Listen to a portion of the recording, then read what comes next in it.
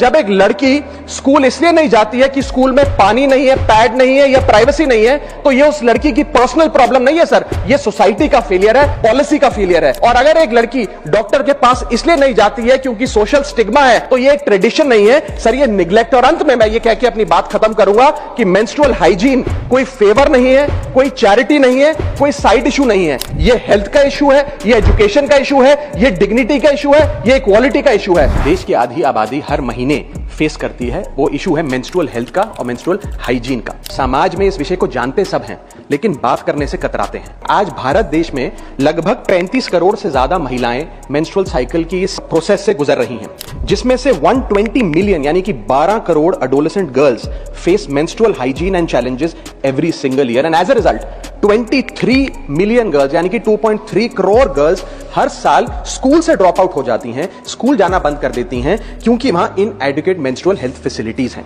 Sir, lack of sanitation and lack of access to menstrual products के चलते हमारी बेटियां ऑन एन एवरेज 60 दिन साल में स्कूल मिस करने को मजबूर होती हैं, और वर्किंग महिलाएं महीने में 2 से 5 दिन अपना ऑफिस मिस करने को मजबूर होती हैं। सर, हम एक ऐसे देश में रहते हैं जहां शराब और सिगरेट तो खुलेआम बेची जाते हैं, लेकिन सैनिटरी पैड को अखबार में लपेट के दिया जाता है जैसे कि आप कोई इलीगल प्रोडक्ट खरीद रहे हो या इलीगल प्रोडक्ट का एक्सेस पा रहे हो।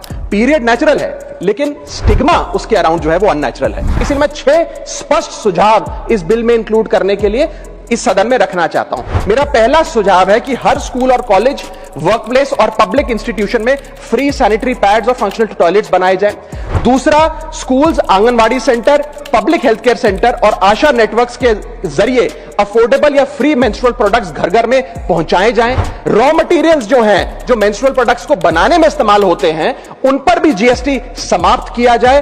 और मेंस्ट्रुअल हेल्थ की एजुकेशन की जब बात होती है स्कूलों में, तो सिर्फ महिलाओं को नहीं, बॉयज को भी इस करिकुलम में शामिल करना चाहिए, because boys are rarely included in menstrual health education. और शायद समाज के साइलेंस का एक बहुत बड़ा कारण यह है कि लड़कों को, स्कूल जाने वाले बॉयज को मेंस्ट्रुअल हेल्थ की साइंस से दूर रखा जाता है। पांचवा सुझाव, मेंस्ट्रुअल वेस्ट मैनेजमेंट के लिए नेशनल फ्रेमवर्क बनाया जाए ताकि सेफ और एनवायरमेंटली रिस्पॉन्सिबल डिस्पोजेबल सिस्टम्स हो। और छठा और आखिरी सुझाव, डिस्ट्रिक्ट लेवल एनुअल मॉनिटरिंग हो मेंस्ट्रुअल इंफ्रास्ट्रक्चर की और इसकी पब्लिक रिपोर्टिंग का मैकेनिज्म बने। Women do not need our sympathy, sir. Women need equality.